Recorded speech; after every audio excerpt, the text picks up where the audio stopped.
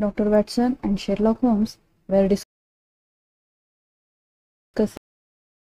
on general issues when they were interrupted by the arrival of Miss Mary Morstan, who has a case for Sherlock to solve. Doctor Watson आणि Sherlock homes हे साधारणपणे कुठल्या तरी एका विषयावर चर्चा करत बसलेले होते. तेवढ्यात तिथे मिस मेरी मॉर्स्टन आल्या व त्यांनी त्यांच्यामध्ये व्यत्यय आणला की मिस मेरी मॉर्स्टन ह्या अशा व्यक्ती होत्या की ज्यांच्याजवळ शेरलॉक होम्ससाठी एक केस होती की जी शेरलॉक होम्स यांनी सॉल्व करावं असं मिस मेरी मॉर्स्टन यांना वाटत होतं. Mary tells about her father's sudden disappearance on a trip many years ago. A few years later, an advertisement was published in a newspaper asking for her address, which she gave, and ever since then, on the same day of each year, she received a rare and expensive pearl. Mary doctor Watson आणि Sherlock Holmes यांच्याकडे आल्यानंतर मेरीने सांगितलं की तिचे वडील अचानकपणे काही वर्षांपूर्वी अचानकपणे नाहीसे झाले होते. वडील नाहीसे झाल्यानंतर काही वर्षानंतर मिस मेरी मॉर्स्टन यांच्याबद्दल विचारणा करण्याहेरात प्रसिद्ध झाली होती की ज्यामध्ये असं विचारलं गेलं होतं की मिस मेरी मॉर्स्टन कुठे राहत आहेत किंवा त्यांचा पत्ता विचारण्यात आला होता.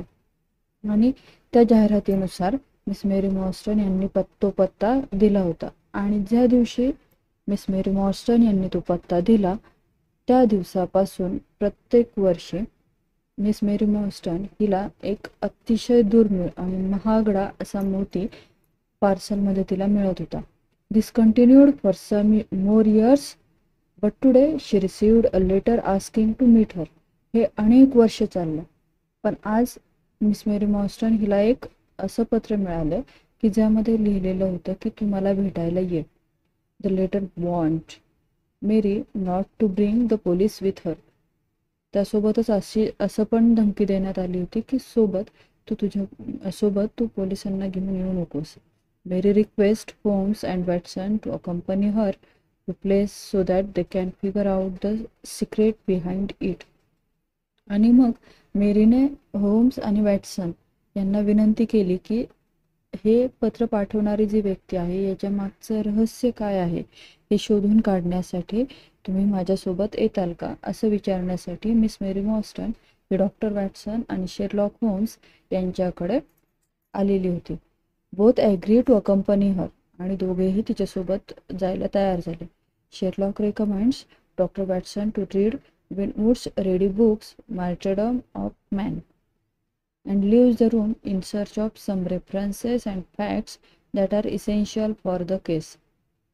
ते दोघंही तयार झाल्यानंतर शेरलॉक होम्स यांनी डॉक्टर वॅटसन यांना एक पुस्तक वाचायला सांगितलं. विनवूड रेडी यांनी लिहिलेलं मार्टरडम ऑफ मॅन हे जे पुस्तक आहे हे पुस्तक वाचायला सांगितलं आणि शेरलॉक होम्स हे काही पुरावा मिळतो का, काही सत्य घटना मिळतात का हे पडताळून पाहण्यासाठी बाहेर गेले. After returning from his investigation, Sherlock shares his finding with Watson. आणि त्यांचा शोध पूर्ण झाल्यानंतर ज्यावेळेस शेरलॉक होम्स घरी आले त्यावेळेस त्यांनी डॉक्टर वॅटसन यांच्याशी त्यांना ज्या गोष्टी सापडलेल्या आहेत त्या केसच्या संदर्भात ज्या गोष्टी माहिती झालेल्या आहेत त्या डॉक्टर वॅटसन यांच्याशी त्यांनी चर्चा केली. He believes that the death of Major Sholto, Mary's father, only friend in London, has something to do with the mysterious pearls she has been receiving every year. Sherlock Holmes यांना अशी खात्री पटली होती की मेजर शॉल्टो हे मेरीच्या वडिलांचे एकमेव जे मित्र आहेत त्यांना या अतिशय मौल्यवान मोत्याबद्दल काहीतरी माहिती असेल. Sherlock believed that the Sholto's heir knows that Mary has been wronged in some way and may be seeking to rectify the problem. आणि शेरलॉक होम्स यांचा असा विश्वास होता की शॉल्टोचे जे वारसदार आहेत त्यांना मेरीवर अन्याय झाला आहे हे त्यांना माहिती आहे आणि अन्याय जो झालेला आहे त्या अन्याय काढून टाकण्यासाठी किंवा तिला न्याय मिळावा यासाठी त्यांनी ते पत्र पाठवलेलं असेल.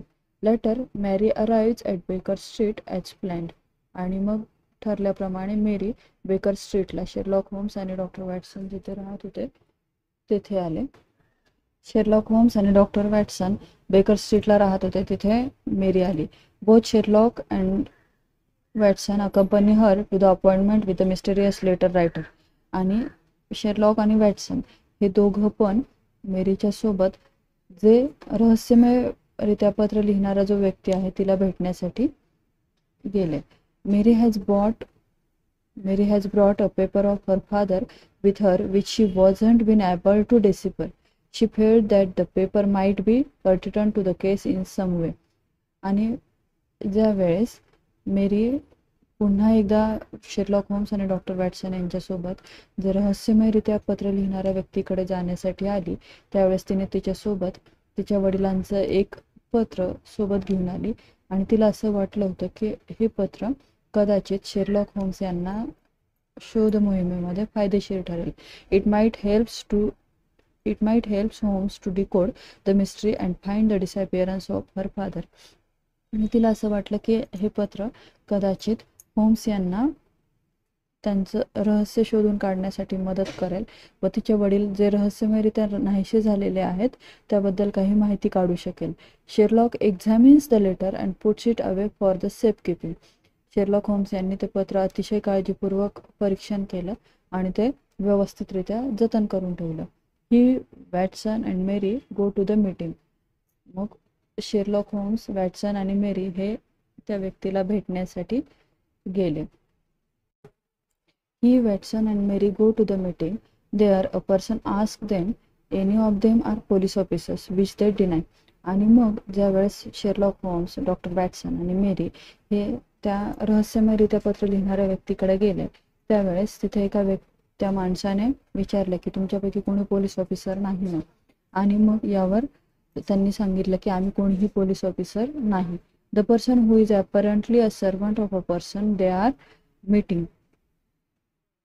ही जी व्यक्ती आहे ती कदाचित त्या व्यक्तीची नोकर असेल. Then drives them in a carriage. The trio arrives in a less fashionable part of London. आणि मग त्यांना घेऊन तो नोकर म्हणजे डॉक्टर वॅटसन, शेरलॉक होम्स आणि मिस मेरी मॉर्स्टन या तिघांना घेऊन त्या रहस्यमयरित्या पत्र पाठवणाऱ्या व्यक्तीचा नोकर हा अतिशय कमी फॅशनेबल, अतिशय मध्यमवर्गीय अशा पार्टमध्ये, लंडनच्या पार्टमध्ये त्यांना घेऊन गेला. वर्किंग अका a more run down working class neighbourhood. They are escorted inside a house by a servant. आणि एका अतिशय जुन्या अशा घरामध्ये तो नोकर त्यांना घेऊन गेला. Now we will discuss the sign of 4 chapter 2 the statement of the case. The sign of 4 the statement of the case. Miss Marston entered the room with a firm step and an outward composure of manner. Miss Marston ही Sherlock Holmes आणि doctor Watson हे जेथे चर्चा करत बसलेले होते तिथे ठराविक उद्देशाने तिने त्या रूममध्ये प्रवेश केला. आता मिस मॉर्स्टनचं जे वर्णन आहे ते वर्णन इथं केलेलं आहे. She was a young lady, small, dainty, well gloved and dressed in the most perfect taste. ती अतिशय तरुण स्त्री होती, छोटी होती, सोज्वळ होती. तिने व्यवस्थित असे ग्लोव्ज परिधान केलेले होते आणि तिचे कपडे हे कपड्यांची चॉईस ही अत्यंत योग्य होती. There was however a plainness and simplicity about her costume which bore with it a suggestion of limited means. तिचा सरळपणा, साधेपणा हा तिच्या ज्या वैयक्तिक गरजा आहेत त्या अत्यंत कमी आहेत हे दाखवत होते. The dress was a sombre greyish beige. तिच्या ड्रेसचा जो कलर आहे तो ग्रेइश बेज या पद्धतीचा होता आणि तो कलर असं दाखवतो की तिच्यामध्ये काहीतरी सिरियसनेस आहे, सॅडनेस आहे. अशा प्रकारचा ड्रेस तिने निवडलेला होता. Untrimmed and unbraided. She wore a small turban of the same dull hue. आणि तिने एक छोटीशी अशी टोपी घातली होती आणि ज्यामध्ये तिने एक पांढरा relieved only by a suspicion of white feather in the side. आणि त्या टोपीमध्ये तिने एक पांढरा पीस अडकवलेला होता. Her face had neither regularity of feature nor beauty of complexion but her expression was sweet and amiable and her large blue eyes were singularly spiritual and sympathetic. तिचा चेहरा हा सर्वसामान्य लोकांसारखा नव्हता आणि दिसायला पण ती खूप सुंदर नव्हती, पण तिचे एक्सप्रेशन्स जे आहेत, तिचे हावभाव जे आहेत ते अत्यंत मवाळ होते, मधुर होते. आणि तिचे डोळे and her large blue eyes were singularly spiritual and sympathetic. आणि तिचे मोठे निळे डोळे हे असं दाखवत होते की ती अत्यंत आध्यात्मिक आणि दयाळू आहे, सहानुभूतीपूर्वक समोरच्याचा विचार करते, अशा प्रकारची आहे. In an experience of woman which extend over many nations and 3 separate continents, I have never looked upon a face which gave a clearer promise of a refined and sensitive nature. आता doctor Watson सांगतात की मी आत्तापर्यंत अनेक देशांमध्ये फिरलो, अनेक continent, 3 वेगळ्या वेगळ्या खंडांमध्ये मी प्रवास केला, पण डॉक्टर वॅटसन यांना मेरी मॉर्स्टन सारखा चेहरा की अजिबात कुठेही दिसला नाही की ज्याच्यामध्ये सरळता आहे, स्पष्टता आहे आणि अतिशय सहानुभूतीपूर्वक, अतिशय सेन्सिटिव्ह असं स्वभावाची अशी पहिली व्यक्ती डॉक्टर वॅटसन यांना भेटली होती. I could not but observe that as she looked the seat which Sherlock Holmes placed for her, her lip trembled, her hand quivered, and she showed every sign of intense inward agitation. आणि ज्यावेळेस Sherlock homes यांनी Miss Mary मॉर्स्टनला बसायला सांगितलं त्यावेळेस ती काहीतरी कुजबुजत होती, तिचा हात थरथर कापत होता, की ज्यामध्ये असं दिसत होतं की तिच्या मनामध्ये खूप मोठी घालमेल चाललेली आहे. आता तिने मिस मेरी मॉर्स्टन हिने बोलायला सुरुवात केली. I have come to you Mr Holmes, she said. Mr होम्सला मिस मेरी मॉर्स्टन म्हटली की मी तुमच्याकडे आली आहे, कारण आता त्याच्या पुढे ती काय सांगते बघा. Because you once enabled my employer Mrs Cecil Forrester to unravel a little domestic complications, she was much impressed by your kindness and skill. मी तुमच्याकडे आली आहे कारण तुम्ही मला ज्यांनी नोकरी दिलेली आहे, म्हणजे मिस मेरी मॉर्स्टन या ज्यांच्याकडे नोकरी करत होत्या त्या होत्या Mrs Cecil forester. Miss Mary Morstan या मिसेस सेसिल फॉरेस्टर यांच्याकडे नोकरी करत होत्या आणि मिसेस सेसिल फॉरेस्टर यांच्या घरामध्ये घरगुती काहीतरी अडचणी निर्माण झाल्या होत्या, गुंतागुंत निर्माण झाली होती. ती गुंतागुंत सोडवण्यासाठी शेरलॉक होम्स यांनी मदत केली होती. आणि मग तो अनुभव लक्षात घेऊन मिस मेरी मॉर्स्टन शेरलॉक होम्स यांच्याकडे आली होती आणि मग ती आता त्यांना सांगत होती की तुम्ही मला ज्यांनी नोकरी दिली आहे सेसिल फॉरेस्टर, त्यांच्या एका छोट्याशा घरगुती प्रॉब्लेममध्ये, घरगुती गुंतागुंतीच्या समस्येमध्ये तुम्ही त्यांना मदत केली होती. आणि मग पुढे त्या मिस मेरी मॉर्स्टन सांगते की she was much impressed by your kindness and skill. ती सेसिल फॉरेस्टर ही तुमच्या दयाळूपणामुळं आणि तुमच्या स्किलमुळे अतिशय प्रभावी झाली होती. मिसेस सेसिल फॉरेस्टर ही रिपीटेड थॉटफुली. आणि मग शेरलॉक होम्स यांनी काहीतरी आठवत असल्यासारखं थोडंसं सांगितलं की मिसेस सेसिल फॉरेस्टर. आणि मग पुढे त्या शेरलॉक होम्स म्हटले की I believe that I was of some slight service to her. The case however as I remember it was a very simple one. मला असं वाटतं की तिच्यासाठी मी सेसिल फॉरेस्टर यांच्यासाठी मी फार थोडंसं काम केलेलं आहे आणि मला असं आठवतं की ती केस खूप सिम्पल होती. आता मिस मेरी मॉर्स्टन म्हणते she did not think so, but at least you cannot say the same of mind. तिला असं वाटत नव्हतं की ती खूप सिम्पल प्रॉब्लेम आहे. आता कमीत कमी तुम्ही माझ्या केसच्या बाबतीत तरी असं म्हणू नका. I can hardly imagine anything more strange, more utterly inexplicable than the situation in which I find myself. मी ज्या परिस्थितीमधून जात आहे, ज्या विचित्र अशा परिस्थितीतून जात आहे की जे व्यक्त करण्यासारखं नाही, ते माझ्यासाठी खूप अवघड आहे. आता होम्स यांच्या असं लक्षात आलं की ही परिस्थिती खूप वेगळी आहे, गांभीर्याने घेतलं गेलं पाहिजे. मग होम्स यांची प्रतिक्रिया काय होती ते बघूयात आपण. Holmes rubbed his hands and his eyes glistened. He leaned forward in his chair with an expression of extraordinary concentration upon his clear cut hawk like features. मग त्यांनी ठरवलं की आता मिस मेरी मॉर्स्टन हिच्याकडून सगळं व्यवस्थित ऐकून घ्यायचं आणि मग समोरच्याचं व्यवस्थित ऐकण्यासाठी त्याचं त्याच्याकडे लक्षपूर्वक ऐकण्यासाठी ज्या पद्धतीने बसतात त्या पद्धतीने, म्हणजे थोडंसं पुढं होऊन त्या खुर्चीवर थोडंसं पुढं होऊन तू मला, म्हणजे आता मला काय झालं नक्की, केस काय आहे ती सांगा, असं शेरलॉक होम्स म्हटले. State your case said he in a brisk and business tones. अतिशय प्रोफेशनल पद्धतीने, अतिशय व्यावसायिक पद्धतीने ते म्हटले की आता तू नक्की केस काय आहे ते मला सांग. I felt that my position was an embarrassing one. You will, I am sure, excuse me, I said, rising from my chair. मला असं वाटतं की माझी जी पोझिशन आहे, डॉक्टर वॅटसन आता ही सगळी स्टोरी डॉक्टर वॅटसन हे वाचकांना उपलब्ध करून देत आहेत. आणि मग ज्या वेळेस शेरलॉक होम्स आणि मिस मेरी मॉर्स्टन हे एकमेकांशी चर्चा करायला सुरुवात केली, त्यावेळेस डॉक्टर वॅटसन यांना असं वाटलं की आपण इथे बसणं हे अत्यंत चुकीचं आहे. एखाद्या सभ्य माणसाचं जे लक्षण आहे की अत्यंत महत्त्वाच्या चर्चेच्या वेळेस आपली जर तिथे गरज नसेल तर न थांबणं हे एका सभ्य माणसाचं लक्षण आहे. तेच डॉक्टर वॅटसन यांच्या बाबतीत झालं आणि त्यांच्या असं लक्षात आलं की आपण इथं थांबणे हे चुकीचं आहे. म्हणून ते म्हणतात की I felt that my position was an embarrassing one. माझी पोझिशन ही थोडीशी त्रासदायक होईल असं वाटलं. आणि मग ते म्हटलं की you will, I am sure, excuse me, मला खात्री आहे की तुम्ही मला माफ करताल. I said rising from my chair. आणि मग जागेवरून, खुर्चीवरून उठत डॉक्टर वॅटसन म्हटले की तुम्ही मला माफ करताल याची मला खात्री आहे.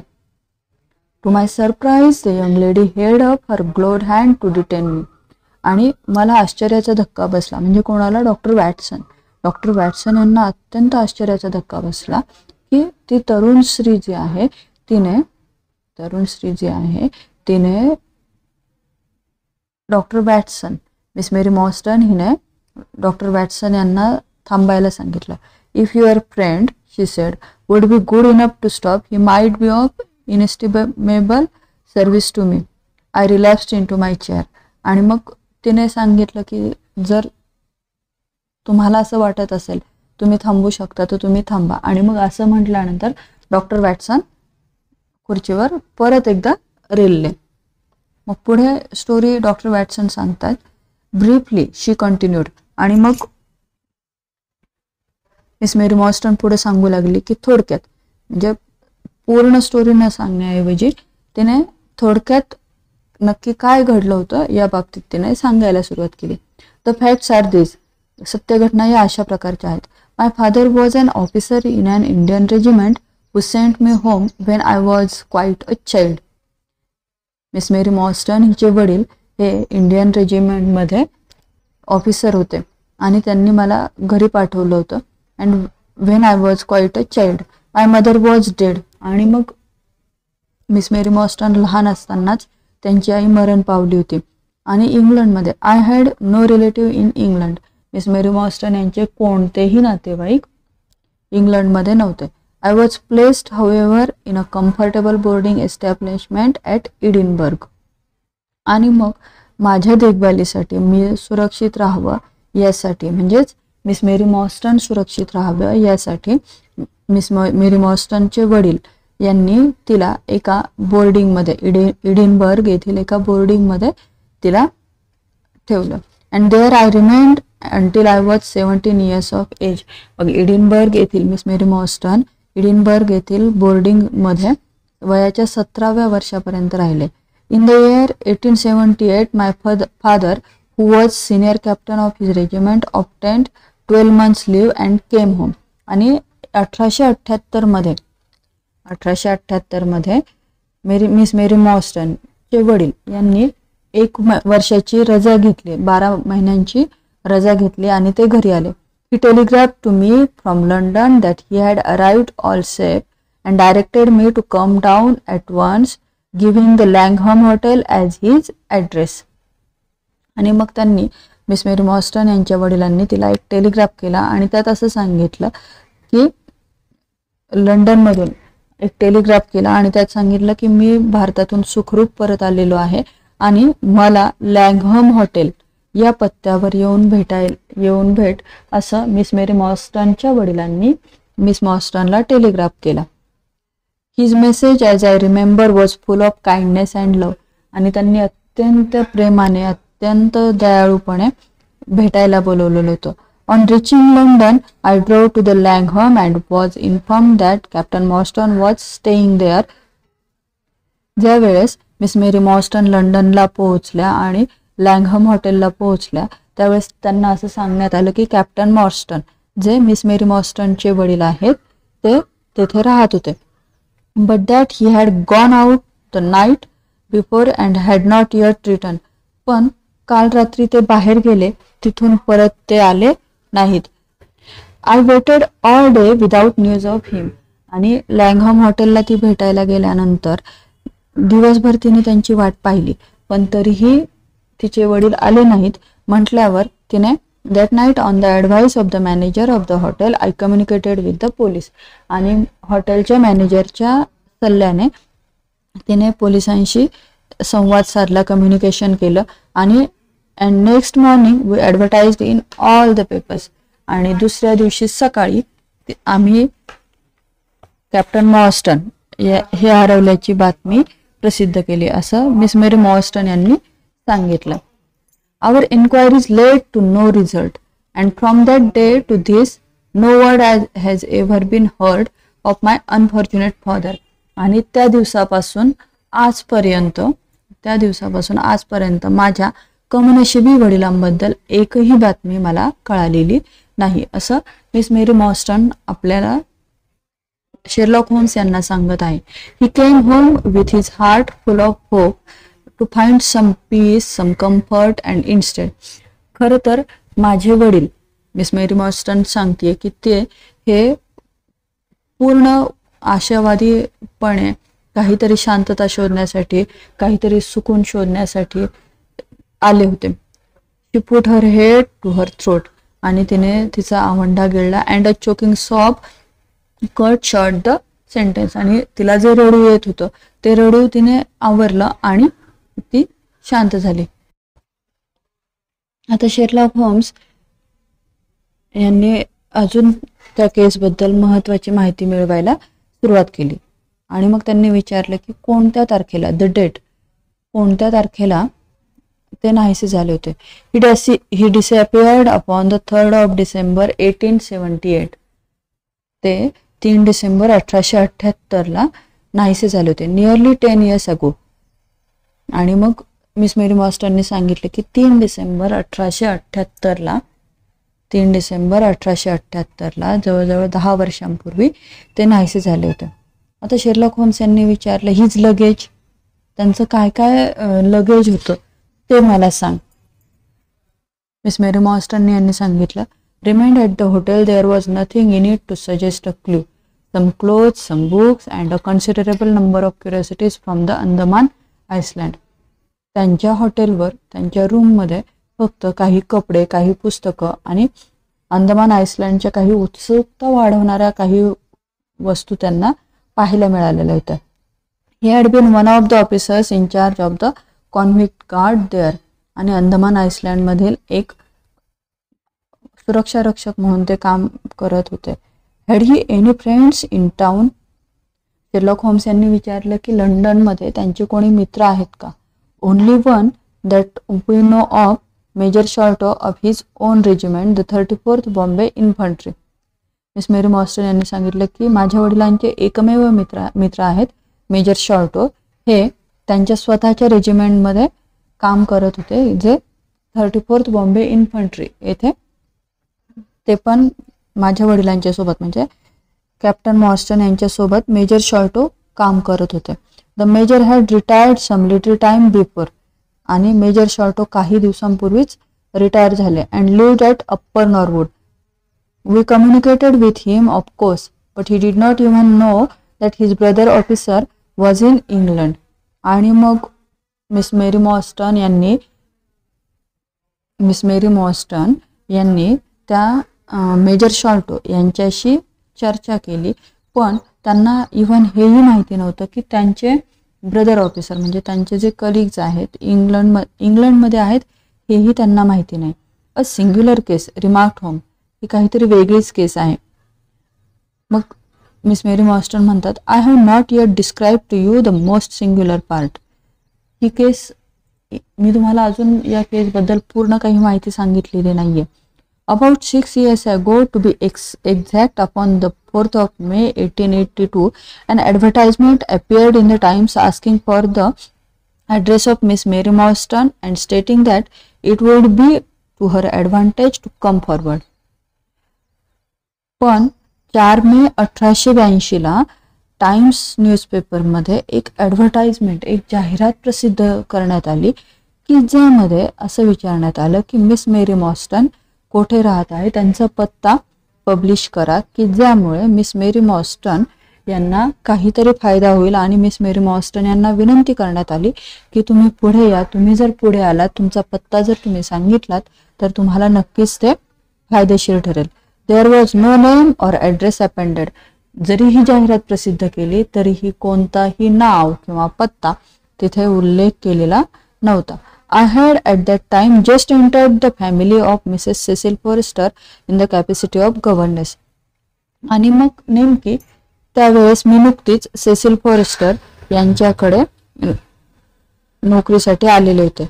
Bye her advice I publish address in the advertisement column. आणि मिसेस सेसिल फॉरेस्टर यांच्या सल्ल्याने तिने त्या न्यूजपेपरच्या जाहिरातीच्या कॉलममध्ये तिचा पत्ता प्रसिद्ध केला होता. The same day there arrived through the post a small cardboard box address to me. आणि ज्या दिवशी तिने तिचा पत्ता प्रसिद्ध केला त्याच दिवशी एक छोटा बॉक्स तिच्याकडे पोहोच झाला. Which I found to contain a very large and lustrous pearl. आणि मग तिला अत्यंत मोठा आणि चमकदार मौल्यवान असा मोती तिला त्यामध्ये मिळाला. No word of writing was enclosed. Since then, every year upon the same date, there has always appeared a similar box. कुठलाही नावाचा, पत्ताचा, काही पत्राचा काहीच उल्लेख नव्हता, पण तरीही त्या दिवसापासून तिला सेम तारखेला दरवर्षी एक बॉक्स मिळत होता की ज्यामध्ये सारख्या प्रकारचा मोती पहिल्या दिवशी जसा तिला मोती मिळाला होता तशाच प्रकारचे 6 मोती तिला पाठवण्यात आले आणि कुठलाही क्लू सेंडर तिला पाठवत नव्हता. They have been pronounced by an expert to be of a rare variety and of considerable value. आणि तिला जो मोती पाठवण्यात आला होता तो अत्यंत दुर्मिळ आणि त्याला खूप महागडी अशी त्याची किंमत होती. You can see for yourselves that they are very handsome.